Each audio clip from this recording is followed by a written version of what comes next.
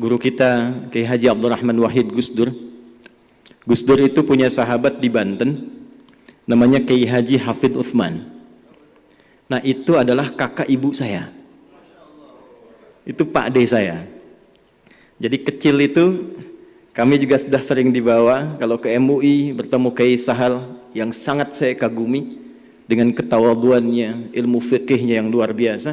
Yang kelak dengan kekaguman itu ternyata saya menikah dengan Putri Asti Lasem Rembang yang ibunya satu susuan dengan Kiai Sahal ke atasnya. Jadi Siti Aisyah, Siti Asyah ibunya. Jadi saya ke keluarganya Gus Koyum, ke Gus Baha, kalau ditelusuri nyambung dari istri itu biroda'ah. Karena itu Gus Koyum manggil saya Ade. Kalau kami teleponan tuh selalu bilang De Adi, apa kabar gitu. Ayah saya itu Ustadz di NU, di Pandeglang. Tapi kenapa saya dimasukkan ke sekolah Muhammadiyah? Baru tahu juga saya setelah dewasa, ternyata salah satu risalahnya supaya saya bisa menerangkan tentang NU di Muhammadiyah. Teman-teman saya yang ngaji sama saya sekarang jadi kiai semua tuh. Kiai Muhammad Imam Sofwan Yahya, menantunya Kiai Akil Siraj.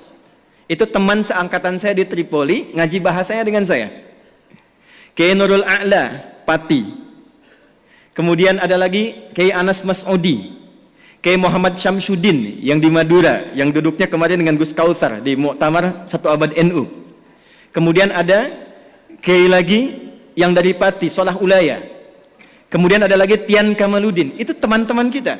Pulang dari Tripoli, kita satu generasi membangun kesepahaman. Itu kalau dakwah semua sampai. Assalamualaikum warahmatullahi wabarakatuh. Alhamdulillahilladzi ra'al ummatal muhammadiyyata ila yaumil qiyamah wa ja'ala ulama'aha warathatal anbiya'i ila yaumin nahdah wa rabata bainahuma binuri syamsi wal adalati kasyamsi wa duhaha wal layli idha jallaha musalliyan ala nabiyil mustafa wa ala alihi al mustakmilina syarafa wa ala alihi wa sahbihi ila yaumil wafa wa ba'd. Yang kita muliakan, kita hormati seluruh guru-guru kita, para ulama, kiai habaib, terkhusus guru kita Kiai Haji Yahya Khalil Thaquf yang sangat luar biasa. Juga saya secara pribadi mendoakan, sebetulnya tak banyak orang tahu bahwa bulan ini beliau sudah 57 tahun, 16 Februari. 2 hari lalu baru milad nih. Kita doakan mudah-mudahan senantiasa diberikan kesehatan, kekuatan dan kemampuan untuk memimpin NU menuju NU yang berperadaban. Yang kita hormati Bapak Dr. Haji Dzulkifli Hasan, yang saya amati berbulan-bulan ke belakang sudah sering keluar masuk pesantren. Boleh jadi nanti besok jadi Gus Zulhas ini. Hari ini sudah pakai sarung. Kalau tadi Gus Yahya menyebutkan partai akan NU, tapi kalau dilihat statistiknya beberapa tempat, sebagian sudah berkata partai anak Nahdiyin katanya Pak. Para pembicara yang saya hormati, Mas Ulil, ini waktu mau disusun simposium, beliau sampaikan Twitter heboh karena akan mempertemukan saya, Ustadz Adi Hidayat, dengan Ulil Absar Abdallah. Luar biasa pemikiran beliau. Para pemateri yang lain hadir di kesempatan kali ini, Prof. Hilman, Ahmad Najib, Bu Ais, Prof. Ais, dan seluruh hadirin. Pak Zul sebetulnya minta saya tidak untuk mewakili Muhammadiyah secara spesifik, tapi memang beliau melihat yang paling dekat di Muhammadiyah nasabnya ke NU itu saya. Jadi kalau Gus Yahya dulu seringkali berkhidmat dan menemani Guru kita Kiai Haji Abdurrahman Wahid Gusdur. Gusdur itu punya sahabat di Banten, namanya Kiai Haji Hafid Uthman. Nah itu adalah kakak ibu saya. Itu Pak D saya. Jadi kecil itu kami juga sudah sering dibawa kalau ke MUI bertemu Kiai Sahal yang sangat saya kagumi dengan ketawaduannya, ilmu fikihnya yang luar biasa. Yang kelak dengan kekaguman itu ternyata saya menikah dengan Putri Asti Lasem Rembang yang ibunya satu susuan dengan Kiai Sahal ke atasnya. Jadi Siti Aisyah, Siti Asyah ibunya. Jadi saya ke keluarganya Gus Koyum, ke Gus Baha, kalau ditelusuri nyambung dari istri itu biradha'ah. Karena itu Gus Koyum manggil saya Ade.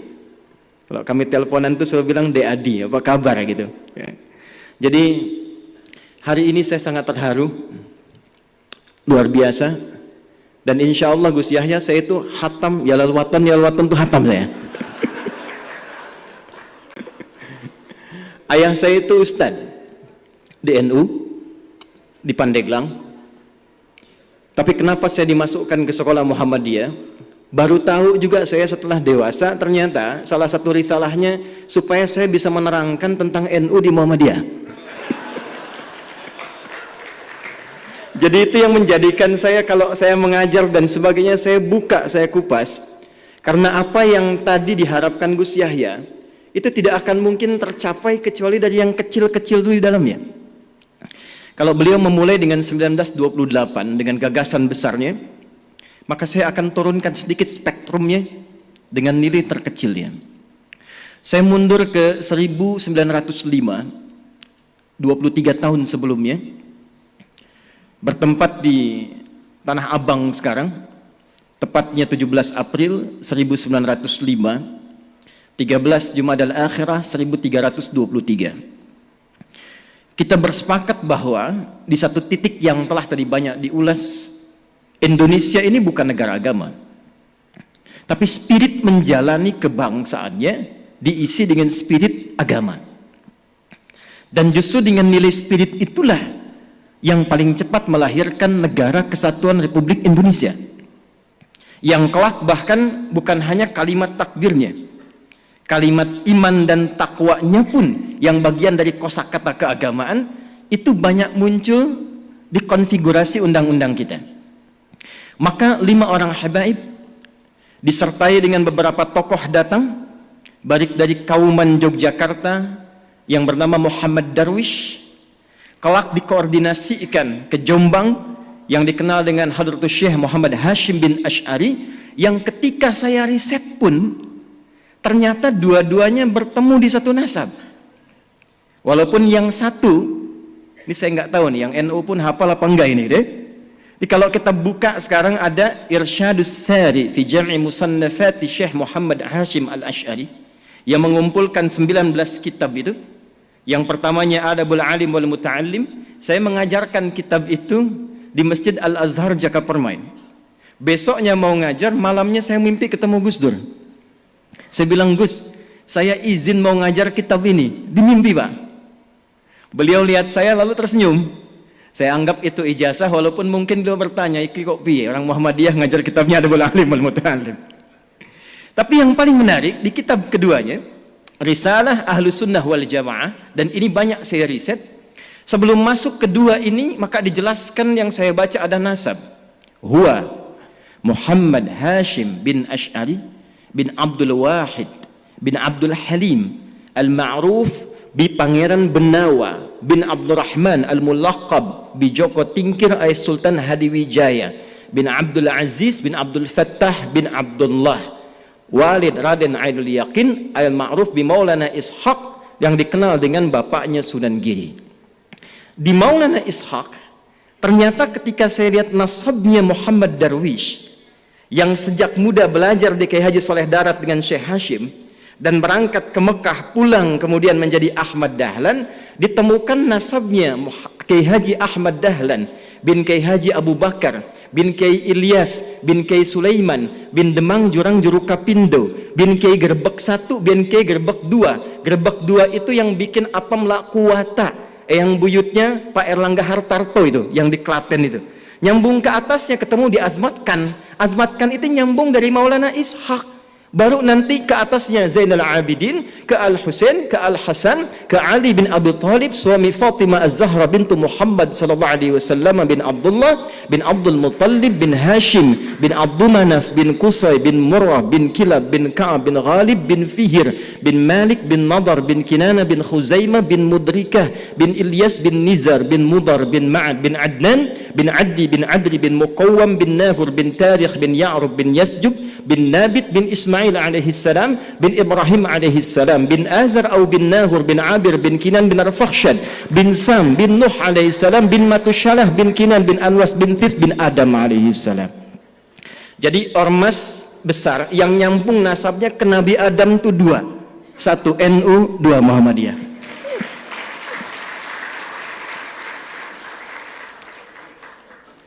Dan yang paling menarik, itu risalahnya saya temukan selalu saling melengkapi. Dan justru dengan melengkapi itulah kemudian berwujud ke depan negara kesatuan Republik Indonesia. Yang nilai-nilai keagamaannya dituangkan dalam undang-undang. Kita sejak pembukaan preambul itu, kalimat pertamanya yang muncul, atas berkat rahmat Allah yang Maha Kuasa. Dan dengan didorongkan oleh keinginan luhur. Jadi memang keinginan luhur itu sudah banyak, tapi karena berkat dan rahmat Allahnya belum turun seketika, belum dapat kemerdekaan. Kapan berkat rahmat Allah yang Maha Kuasa itu turun? Ternyata ketika semua stakeholder ulamanya itu bisa duduk, dan kejeniusan mereka yang sangat luar biasa bukan hanya pakar di bidang agama, tapi juga pakar di bidang tata negara, konstitusi. Itu Mbah Hashim tuh, itu saya sampai pelajari hampir semua disiplin ilmu hadis ada sanadnya, Pak. Bu. Karena itu wajar ulama-ulama kita yang di NU, di Muhammadiyah, karena hafal kitab-kitab hadis dengan isinya, maka semua kurikulum kehidupan di kitab hadis itu ditempatkan sesuai dengan tupoksinya. Saya sayangkan anak-anak kita sekarang kalau ngaji hadis, hafal 1, hafal 2, hafal 3, selesai. Dulu orang mengaji, kurikulumnya diterapkan dalam kehidupan karena tidak disusun kitab hadis ini kecuali berurutan secara tematik yang membentuk kurikulum kehidupan. Imam Al-Bukhari 97 topik menyebut kitabnya dengan Al-Jami', Al-Jami' As-Sahih Al-Musnad Al-Mukhtasar min umuri Rasulullah sallallahu alaihi wasallam wa sunanihi wa ayyamihi. Ini kitab saya isinya tematik komprehensif, 97 topik berisi panduan dari Nabi, dari kesehariannya sampai tuntunan berkehidupan. Imam Muslim membuat 54 topik diberi nama dengan sama Al-Jami'. Dan di topik ke-33 itu didapatkan Kitabul Imarah, kitab kelola tata negara. Itu hatamnya bab tentang tata negara itu menjadikan mereka bisa bertemu bukan hanya di tatanan praktikal fikih. Kitabul Buyu', siapa saudagar-saudagar yang ada pada saat itu? Yang Muhammadiyah mana? Yang NU mana? Dipertemukan dengan syarikat dagang Islam, mensuplai perjuangan kemerdekaan, maka semua support terkait dengan materi datangnya ternyata dari saudagar-saudagar yang dinilaikan, diberikan motivasi nilai keagamaan. Saya 2 bulan lalu ada di Amerika. Ketika ke Washington, saya masuk ke kedutaan, saya tanya, ini gedung kok megah sekali? Bagaimana sejarahnya? Ustadz, ini gedung hasil khusus penunjukan Bung Karno yang membawa saudagar-saudagar muslim yang tadinya membeli tanah akan dibeli di depan kedutaan Belanda yang kecil. Bung Karno ingin beli yang lebih luas untuk menunjukkan ini Indonesia sudah hebat. Tapi ketika melihat tempat ini lebih strategis, maka dimintalah oleh Bung Karno saudagar-saudagar itu mengumpulkan uang tunai sebanyak $350.000 pada saat itu, sehingga bisa membayar gedung itu tunai diskon dari yang $1.500.000. $1.500.000. Ternyata gedung megah yang urutan ke-14 ikonik di Amerika itu ternyata dihasilkan dari hasil sinergitas semua saudagar-saudagar, yang semua saudagar ini keluar untuk berkhidmat, dihasilkan dari rekonsiliasi dan pertemuan semua ulama itu. Jadi saya bisa menggambarkan saat ini, dan saya sangat terharu sekali lagi, kalaulah abad kedua Nahdlatul Ulama ini bisa kita sandingkan secara yang bersamaan dengan menyatukan semua potensi kekuatan di Muhammadiyah, Nahdlatul Ulama, dengan satu visi kemanusiaan yang tadi beliau sampaikan, tapi dimulai dari Indonesia, membangun Indonesia dari persatuan Muhammadiyah dan NU untuk menginspirasi dunia membangun peradaban. Saya punya keyakinan itu. Ya. Dan mohon izin, barangkali karena kami passionnya di fikih, saya, Gus Baha, Gus Koyum, dan yang lainnya, mungkin saya akan lebih banyak merekatkan di bidang itu. Karena problemnya begini, saya punya murid di Tripoli, saya minta mengajar ke Madura. Ditanya ke Madura, berapa jumlah umat Islamnya di sini? Dijawab di sana, alhamdulillah Pak, di sini 95% Islam. Sisanya apa? Muhammadiyah katanya. Jadi rupanya Gus Yahya, di sebagian tempat di Madura itu NU itu sudah agama gitu. 2010 Prof. Hilman, saya tugas di Mekah. Begitu saya tugas, mau masuk waktu Isya, sedang mau sholat, takbir. Imamnya Syekh Sudes, begitu takbir, dia karena Hambali, baca basmalahnya silent, langsung dia baca Alhamdulillahirabbil alamin. Itu komentar pertama jamaah samping saya, iki imamnya Muhammadiyah atau yang ini. Muhammadiyah cabang Masjidil Haram, mana bayangkan. Lalu saya bermula kembali melihat, ternyata dulu hubungan Kiai Dahlan dengan Kiai Haji Muhammad Hashimin Asy'ari Hadratus Syekh itu tak ada masalah di fikih. Di akidah pun tak ada masalah. Problemnya muncul kemudian karena ada irisan-irisan yang sesungguhnya tak ada kaitan langsung dengan fikih. Saya ambil contoh begini misalnya, masalah tahlilan tadi. Kan bedanya NU dengan Muhammadiyah cuma di harokat saja kan?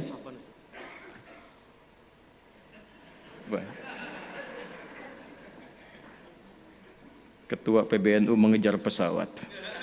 Beliau mohon dipamitkan. Kita doakan semoga beliau sehat, lancar, dan yang lebih penting diberikan oleh Allah Subhanahu wa taala usia yang berkah untuk menginspirasi kita semua dengan gagasan-gagasan yang cemerlang ya. Dipersilahkan Gus, semoga Allah senantiasa memberikan kebaikan-kebaikan dan kemuliaan. Tadi saya katakan sebetulnya saya riset di fikih ini tidak jauh Pak, Bu.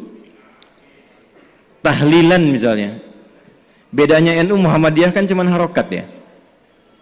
NU pakai nasab, Muhammadiyah pakai rofa.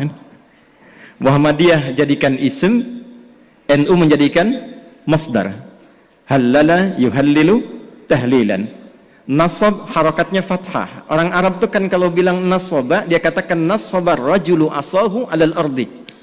Orang Arab tancapkan tongkatnya dengan kuat sehingga tak goyah. Harokatnya fathah membuka sesuatu. Jadi kalau tahlilnya menggunakan metode NU, tahlilannya mayatnya jadi jenazah, masuk sudah ke alam kubur, nasaba. Lalu untuk memberikan Fatihah dan turunannya dibuka, kemudian menggunakan skema tahlilan. Muhammadiyah cuma pakai rofa. Rofa pas ditarik, ya ayyatuhan nafsul mutmainnah. Makanya Muhammadiyah menggunakan rofa tahlilun, NU menggunakan nasab tahlilan. Dan ternyata Kiai Haji Ahmad Dahlan tuh nggak pernah nyual itu, nggak pernah nyual. Dan saya telusuri di konfigurasi hukumnya itu, ternyata persoalannya bukan fikihnya. Ada kasus di kalangan masyarakat ingin menyelenggarakan tahlilan, ternyata tak punya materi, sehingga dia harus berhutang kepada tetangganya untuk mewujudkan tahlilan itu. Maka keluarlah pertimbangan, kalau tak punya uang jangan dipaksakan sehingga berhutang. Bukan masalah tahlilannya, cuman memang babnya belum selesai. Kalau memang tak punya uang, kenapa Anda tak pinjami atau berikan saja? Kan tuntas babnya gitu ya. Jadi saya kira ada turunan-turunan informasi yang dari atas itu, yang di kalangan elit sudah selesai, ke bawahnya itu tak sama. Kunut misalnya, di Muhammadiyah itu nggak mempersoalkan kunut. Saya belum pernah temukan ada orang Muhammadiyah di majelis tarji menfatwakan kunut bid'ah, tak ada. Kecuali Wahabi. Ya, kecuali Wahabi. Tak pernah saya temukan. Bahkan fatwanya yang terjadi ketika ada imamnya kunut, yang di belakang mengaminkan. Ketika imam di depan pun tak kunut, yang di belakang tak usah sujud sahwi. Jadi tataran konsep di atas itu sudah selesai.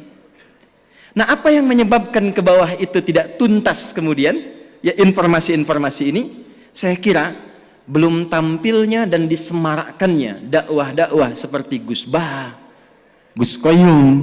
Di Muhammadiyah ada kami, ada teman-teman yang lain. Nah, saya mungkin sarankan di semua turunan ke PWM, PWNU sampai yang ke bawah, itu yang difasilitasi untuk muncul. Karena problemnya di luar negeri itu antara faqih, alim, mufti, muballigh, da'i itu jelas. Saya usia 26 tahun, di Libya diangkat jadi amin khutbah. Boleh menentukan siapa yang khatib. Teman-teman saya yang ngaji sama saya sekarang jadi kiai semua tuh. Kiai Muhammad Imam Sofwan Yahya, menantunya Kiai Akil Siraj. Itu teman seangkatan saya di Tripoli, ngaji bahasanya dengan saya. Kiai Nurul A'la, Pati. Kemudian ada lagi Kiai Anas Mas'udi, Kiai Muhammad Syamsuddin yang di Madura, yang duduknya kemarin dengan Gus Kautsar di Muktamar 1 Abad NU. Kemudian ada Kiai lagi yang dari Pati, Solah Ulaya. Kemudian ada lagi Tian Kamaludin. Itu teman-teman kita.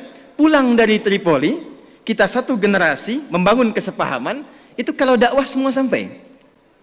Nah, saya kira yang terakhir yang ingin saya akhiri, saya pikir sudah saatnya. Sekarang kita tidak berbicara lagi dalam konteks perbedaan NU Muhammadiyah dalam tatanan yang disepakati, tapi sekarang babnya adalah bagaimana membangun persaudaraan yang menyinergikan sehingga gagasan-gagasan besar yang disampaikan oleh Gus Yahya tadi di depan, membangun peradaban, membangun kemanusiaan, saya kira bisa diinisiasi di bumi pertiwi ini melalui penyatuan dan sinergitas NU dan Muhammadiyah.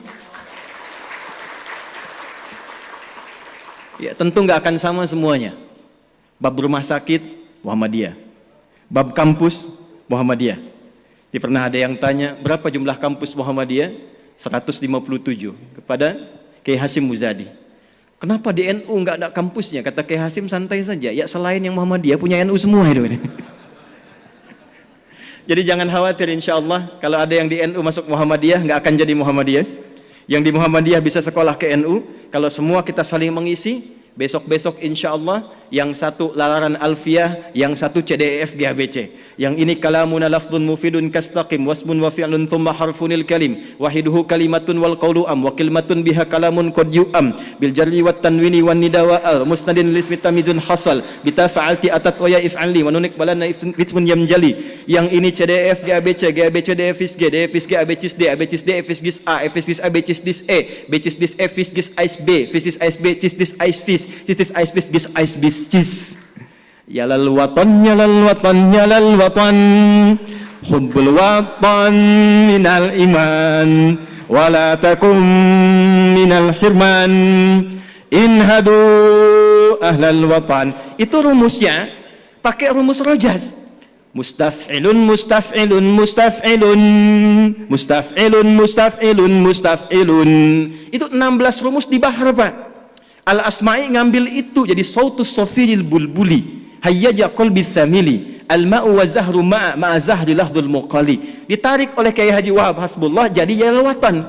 Yang ingin saya katakan, betapa hebatnya orang tua kita dulu, bukan hanya pakar di bidang fikih, pakar di bidang tata negara, tapi juga pakar di bidang bahasa. Di semua aspek spektrum keilmuan bisa diterjemahkan dalam konteks aplikasi kehidupan. Saya kira itu yang bisa saya antarkan untuk meneruskan gagasan-gagasan Gus Yahya. Tapi di forum ini terakhir saya berkenan untuk menegaskan bahwa dengan adanya NU memasuki abad kedua saat ini di Surabaya ini, di kota pahlawan ini, saya kira ada narasi hebat yang penting kita sampaikan secara nasional dan internasional. Di tempat ini akan terdapat persatuan antara NU dan Muhammadiyah menuju gagasan ke depan. Terima kasih Pak Zul yang telah memfasilitasi. Mudah-mudahan beliau senantiasa sehat, mencerahkan, dan gagasan Islam tengahnya saya kira itu sangat luar biasa dan boleh kita kaji untuk ke depan. Kita tunggu masukan-masukan dan ide-ide cemerlang inspiratif dari para pembicara kita. Semoga keberkahan menyertai kita semua. Terima kasih untuk semuanya. Wallahu muwaffiq ila aqwamit thariq fastabiqul khairat. Assalamualaikum warahmatullahi wabarakatuh.